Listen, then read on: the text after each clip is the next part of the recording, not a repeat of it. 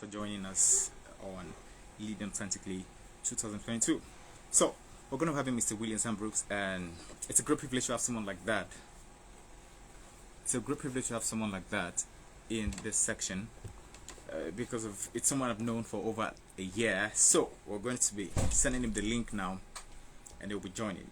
And one of the reasons why we give him this topic is because of over the years I've seen how he lived his life, and I realized that people like this are meant to actually be imitated.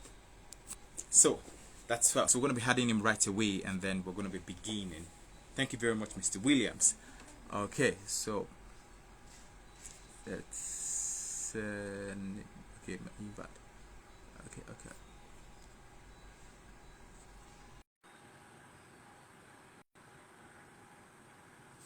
Perfect. Mr. Williams, what else?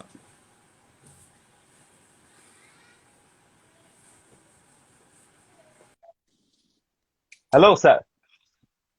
Hello, Miracle. How are you, man? I'm doing well, doing well. How about you? I'm doing well, thank God. I'm I doing think well. we're both an African aware today. Yes, thank you to your brother for this African attire. Thank you so much for patronizing him as well. Thank you so much. So, I want to say thank you very much to you, Mr. Williams, for this privilege. It's a great privilege to have you here again. We had you last Mhm. year, last 2 years, and we're having you this year again. Thank you so much. Correct. So, today, Mr. Williams is going to speak on vision-driven leadership, and one of the reasons why I felt it was very important to have someone like him speak on this topic is because what years I've seen how he lived his life, and I realized that's very important. We have people like him share their experiences. So, Mr. Williams, the floor is yours. Thank you very much, sir. Thank you. Oh my. Wow. Thank you so much, Miracle, for having me on here. So today we're going to talk about vision-driven leadership. And one of the things that I've found is that it's easier to share based off of your experience versus theoretical things. So what I share is more of a framework that I use in my life. It's a framework that can be applied in any situation, whether you're in corporate America, whether you're in corporate Nigeria, whether you're anywhere. So these are things that I periodically do in order to align my life with the goals and the visions that I have for myself. So I do want to first say that I am a believer, and therefore some of my driving principles are the Word of God. And there's two verses that I wanted to bring forth. The first one is in Proverbs 19, verse 21. It says, "Many are the plans of man's heart, but it is the counsel of the Lord that prevails." So we can go ahead and create all the visions that we want, but at the end of the day, if it is not the will of God, or if it's not in alignment, those dreams are not in alignment with the will of God, it'll be challenging to attain. The second verse is in Psalm 127, verse 1. It says that unless the Lord builds a house, those who So, build it labor in vain. And unless the Lord watches over the city, though the watchman stays awake in vain. So that basically reiterates what I mentioned, that we can have a vision and we're trying to actualize it. But wow, I am so sorry. I forgot my phone stand. But we can have a vision, and if it is not in alignment with what the Lord wills for us, then it'll be challenging to attain. So let's get going. I know uh, I asked you to bring a sheet of paper. Did you bring it with you? yep, exactly. Yep. Okay, All so, okay, come in. right. Okay. All right. So I I hope didn't this is want this okay. to, this is perfect. Okay, perfect. All Okay, right. So I wanted this to be more of an interactive experience rather than me vocalizing what I do. So in essence, what I do is called a vision board. Some people call it a strategic plan. Some people call it a there's various words for it, but basically, a dream without it being written hmm, down is only a dream, and that's a statement that a hmm, lot of people. It's a common quote, basically. So when I go about setting a goal, or for myself, for my life, what I do is I write it down, and I have a sheet of paper that I basically go everywhere with. So what I want you to do on your sheet of paper is you're going to do it in three pieces. The first piece is going to say now, the next piece is the transition, and then the last piece is future. And let me know when you have that. Okay, gotten it. All right, perfect. So we're Okay. going to break down each section. So what is now? Now is where are you at in your life at the current moment? You have to be very honest with yourself. If you have certain goals for yourself, and you know that you're in something in an area in your life that you're not proud of, you have to be honest with yourself. This is where I'm at today. This is that goalpost that I'm at today. Now, future is what do you desire to do in the future? Now, this can be a 5-year plan. This could be a 6-year plan. This could be a 5 months plan. So how I go about doing mine is I typically have mine in increments of 6 months to a year. And these are incremental goals that I want to attain. So if, let's say, if in 6 months to a year, I want to purchase a vehicle, what I'm going to do is I will outline this is what the future entails. And lastly, the middle section is called transition. Okay, so transition, you could call it transition, you can call it interim state, you can call it whatever you want. But this is the section that outlines what you have to do to attain that future goal. Okay, so it's kind of like a formula. So for the purposes, so just to circle back, you get a sheet of paper, you Yep. outline, you want to be honest with yourself. Where are you at today? Where do you want to be in the future? And what do you have to do to get there? And as I articulated, it sounds very simple, and it is actually pretty simple. And I've been doing this for over five to eight Wow. years, and I have Wow. each of those sheet of papers. And anytime I go back and look at those old goals, sometimes I surprise myself in the fact that, wow, this actually came to pass.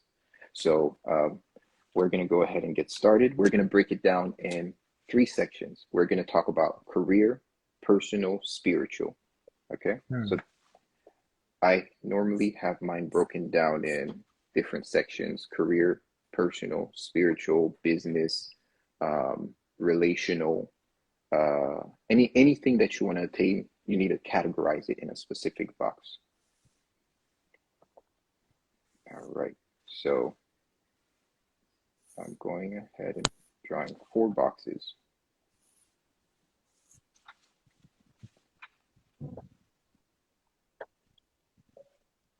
Spiritual, career, and then personal.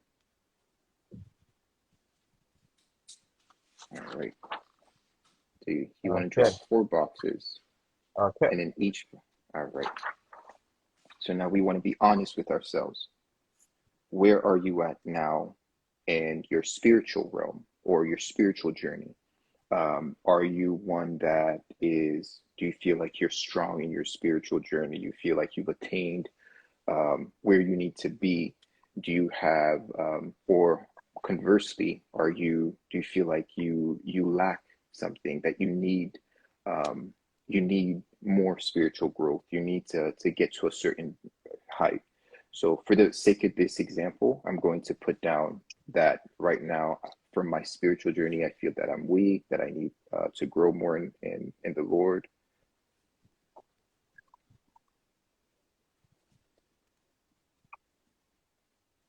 All right. Now, all right, perfect. So that's the spiritual. Now, next step is career. Where do I want to be? Where am I at today in my career? So as you know, I am a project manager by trade. So we're going to go back over 8 to 9 years ago when I wasn't a project manager, and we're going to put that right now. I work at Starbucks. and Starbucks is a coffee shop in the States. So I'm going to put that I'm a barista at Starbucks, and that's where I'm at today. And this is just for example purposes. And on your end, you can actually outline what you desire, where you're at today.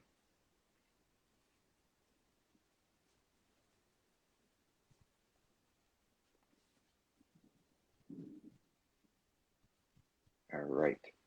And then lastly, personal. The last box we're going to outline is personal. So this is in your life, in your personal journey or your personal life, where are you at right now? Are you proud of where you're at? Or do you feel, in the case of personal, let's talk about, let's say that I, I have a physical fitness goal. I want to be muscular and I want to look like you, Miracle. So, so I'm going to outline that I am 200 pounds today. And for the future, I'm going to outline that I want to be a different weight. So now we have spiritual, we have career, and we have personal. Okay. All right. Now we're going to jump straight to the future section. We just outlined the now. We're going to jump to the future section. So you're going to draw 4 boxes to, and each of those boxes will represent, will also have the same headers as your boxes in the now.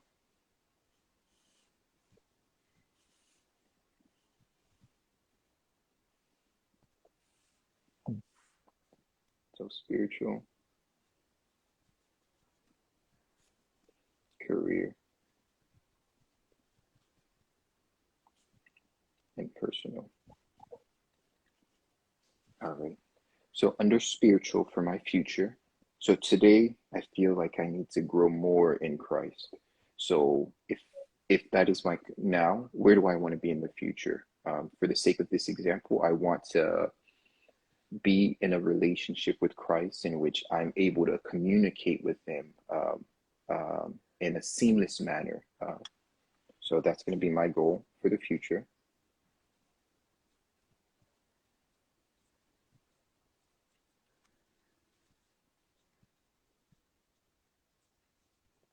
All right. Now for career. So today, for the sake of this example, I'm a barista at Starbucks, but my desire is to be a project manager. So under career, I can put something along the lines of project manager, a project manager job, attain a project manager job.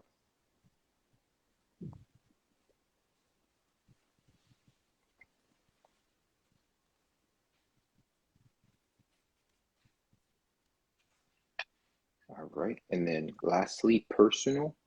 For the sake of this example, again, I said that today I'm 200 pounds, and in the future, maybe my goal is to be 180 pounds and very chiseled. All right. So now you should have your now section outlined, and then you should have your future section outlined. Okay. Now we're going to get to transition. Perfect. So now we're going to get to the transition. We're going to draw 3 boxes.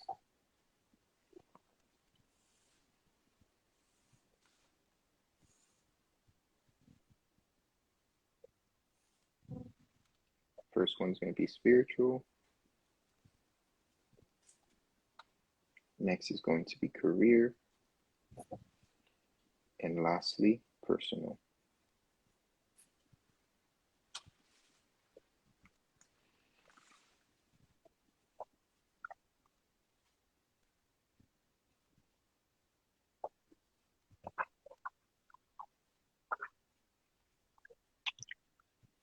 All right. So my now is I need to grow more in the Lord. My future is I want to develop a relationship with Christ where I can communicate with him seamlessly. So now the transition. what will it take from a transition perspective? What do I have to do to get there? So, just for the sake of this example, growing up in church and having heard what it takes to get there, maybe I could put something along the lines of current state or today. Because I need to grow more in Christ, it's because I'm not reading my word often. I'm not in a constant state of fasting and praying.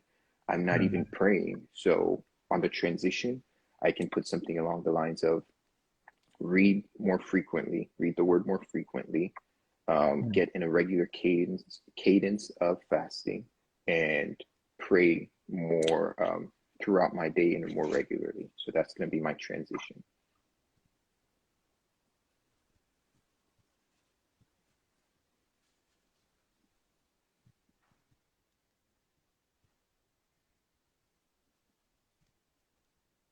All right. The next is my career.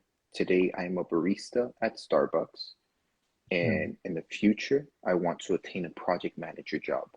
What does it take to be a project manager? So I'm going to have to do some research as far as what does it take to be a project manager. So in the States, to be a project manager, you need to, or at least to attain a PMP or a CAPM, which are the certifications as a project manager. The first thing you need is experience.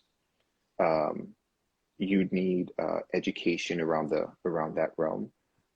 You need to, there's a certain number of hours. So there's a series of things. So after in the case of this example, do some research, what can I do today? What can I do from now until I attain that goal of being a project manager? Look for educational opportunities to get there. In my example, before I was a project manager, I worked elsewhere. One of the things that I would do is frequently ask my leaders, are there any projects that I can do outside of the scope of my work in order to help you out? So that in itself, though it's free labor, though you can still use that as experience. So those are some of the things that you can do. So I'm going to look for opportunities, project opportunities that are maybe free. If you want to go, someone's a wedding planner, go help them coordinate events. Just look for opportunities to grow yourself, to get there. So I'm going to put down education, experience. And of course, since this is this session is short, there's a little bit more. You could go very in depth, not just bullet points. You could be very specific, get education at the Project Management Institute, sign up for a course, or you could put something along the lines of, ask my manager Miracle if he can give me a project to help increase customer experience. You can go as detailed as possible, but this is your plan. You have to outline it as you desire. So lastly, we're going to talk about the personal. Today, I'm 200 pounds. In the future, I desire to be 180. What do I have to do to get there? Of course, one way to, the effective way to lose weight is regulate your eating habits and workout. So I need to consider how is my eating habit today? Based off of my understanding of my eating habit, do research on what the eating habit of someone that's slimmer or much more muscular or regularly working out, what their eating habits are, and try to emulate or do the same. Also, I need to start working out. What am I working out today? Probably not, or maybe here and there. So I tell myself work out twice a week or 3 times a week after work, and I set that goal for myself. So I'm going to put down workout 3 times a week.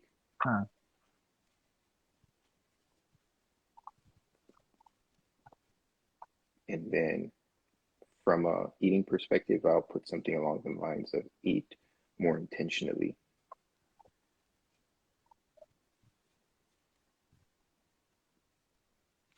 All right. So now you have your plan. And it's not just, now that you have your plan, it's not just a matter of creating the plan and just leaving it there. Hmm. I carry my plan with me everywhere I go. Anytime you see me, I have my journal, and inside of my journal, I have my plan for the next 6 months. So frequently, I go back and I see, okay, this is where I'm at. This is where I want to be, and you make progress to get there. Now, as we've done this exercise, it looks very simple, which it is simple to outline your dream and to outline your vision and to get and to just put it on paper. But there is a process to it. Hmm. You're going to see, one of the things that I always tell people, especially in consulting, is no one's going to care about your vision more than you do. So Wow. you need to take ownership of your vision. You need to take ownership of what you desire to do. If you find any roadblocks, my motto is there's always another way. If there's something in front of you, do a front flip in front of it, go around. Sometimes you have to take a step back to go around. So these are some of the things. This is, in essence, this is life. So you just have to, don't just allow roadblocks to hinder you. Sometimes those roadblocks help you to re-strategize, to move around. I can give you an example. When I was in third grade, I ended up failing, and I was held back, and therefore I had to do third grade a second time. So um, all of my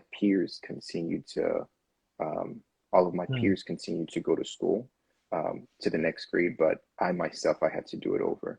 So once I learned that I had failed third grade, I said to myself, I'm going to either graduate early or skip a grade. And it's either, so it's exactly that was my goal. Either graduate early or skip a grade, which would mean that I would get back to my original grade.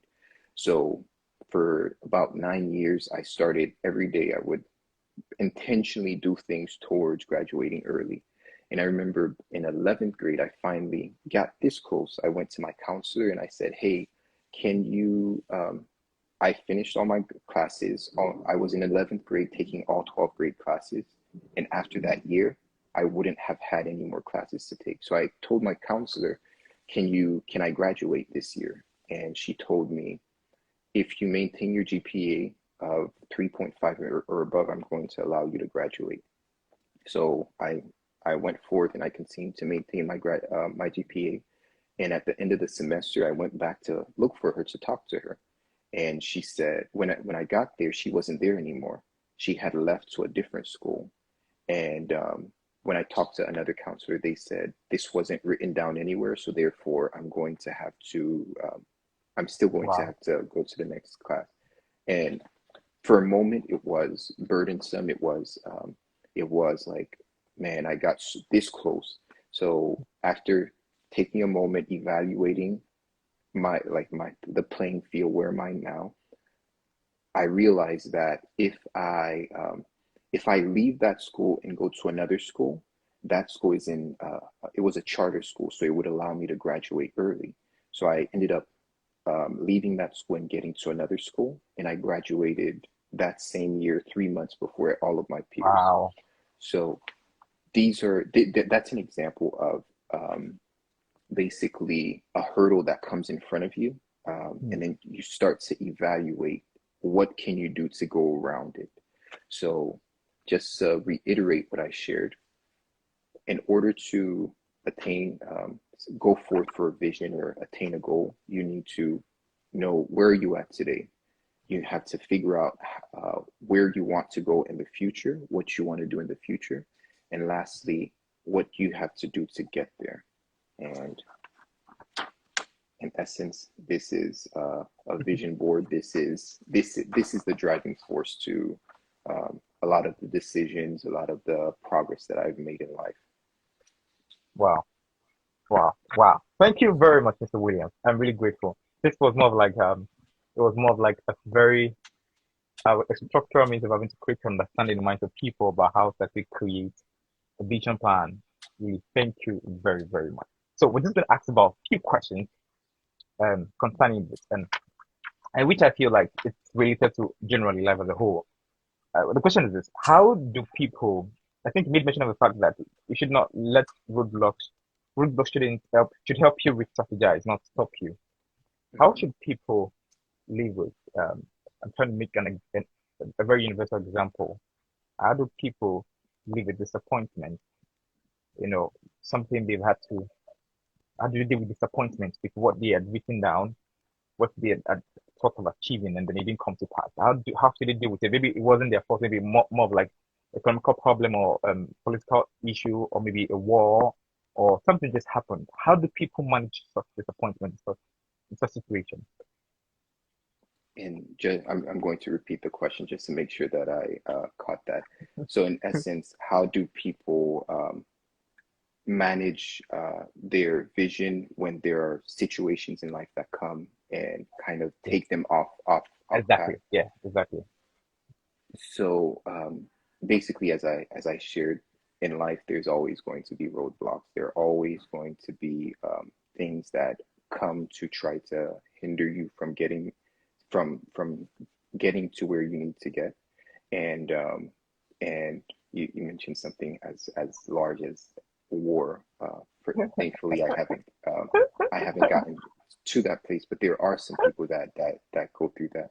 So what I would say is to definitely continue to assess as far as is this how is it stopping you from attaining that respective goal that Hmm. you have, and just really seeing are there what are what are Other, your other avenues, yeah, what are your hmm. other avenues to attain that specific goal. Wow, wow, wow. I think that should really help someone because of, I think this is major issues that we're experiencing in I think globally where people really don't know how to actually come up with other venues to achieve their goals. Sometimes certain issues like leadership issues and all that. So I think the last question is this, which I think you indirectly answered the whole lot of question. So how you said something, you said no one is going to care about your vision more than you do. How do people rekindle their vision? Let's say they got tired along the line. Let's say maybe somehow they got depressed. Maybe somehow things were not going as they really wanted to go. And maybe they just got depressed, got tired. And sometimes we get weary of doing good things. How do people rekindle the passion for their vision when they get weary? Mm. So there's a really good book by a gentleman by the name of Simon Sinek, and basically the title of the book, I believe that's what it is, but he talks a lot about what is your why. Why are Hmm. you doing this? Why do I want to get closer to God? Why do I want to become a project manager? Why do I want to get to a certain weight level? So you have to know your why. The Hmm. why is the driving force to everything that you do. Um, Hmm. when I was in third grade and I failed, what was my why for wanting to Hmm. graduate early? For me, it was a personal goal that I set forth for myself. I'm very competitive, and therefore, um, I didn't want to let anything hinder me from there. So I would say that, especially to young people everywhere, what is your why to getting where you want to be? And I, one of the things that I would really say, and advice that I would give to a lot of young people and all young people is to read. Some people don't have a vision. Some people don't know what their visions are.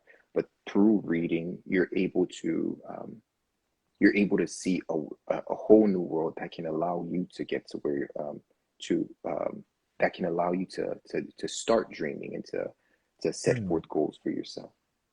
Wow. Wow. I think I like that. You said something, you said when you start reading, it begins to give you an idea of how to start setting the goal for yourself. Wow. Thank you so much, Mr. Williams. So I think our time is up, and I want to say a very big thank you, Mr. Williams, for the privilege. And now, Mr. Williams doesn't like this, but I'm just going to say this publicly. I know it's not like this, but he has been a great support to the Dixon's leadership while we've been holding this for years now. It's been a great support to you. So I want to say thank you to him publicly. I know he doesn't like this. He doesn't like to be known. He doesn't like, yeah, but I'm going to say thank you. That's the reason why we are given the topic of vision-driven leadership, because it's portrayed a good trait of leadership by having to empower people and really have desire to see people become better versions of themselves. And I want to say thank you very much. And his wife, yeah, to Mrs. Kendry Ambrose. Thank you very much, Mark. Thank you so much. So I want to say thank you for everyone for joining, Mr. Williams. Thank you very, very much. We're very grateful. Thank you so, so, so much. So please, let's see 3 thank you to Mr. Williams before we're going to leave. Just like 2 or 1 thank you to Mr. Williams before he leaves. I'm waiting for it. I think we have Mrs. Williams here. So we're going to say thank you before we leave. Congratulations once again on your wedding. Thank you so much. Thank you. We're waiting for you. Waiting. Is not one? Is everyone online? Okay. Yes. So just say thank you, and then we'll let Mr. Williams go. If you don't say anything, he won't go. Yeah. Okay. Very good. Thank you very much. Okay. I think Mrs. Williams said thank you, so we're just going to let him go now. Thank you so much. Thank you Okay, so Mr. much Williams. for your time, Thank man. you very much. Thank you, man. Okay. Bye. Bye.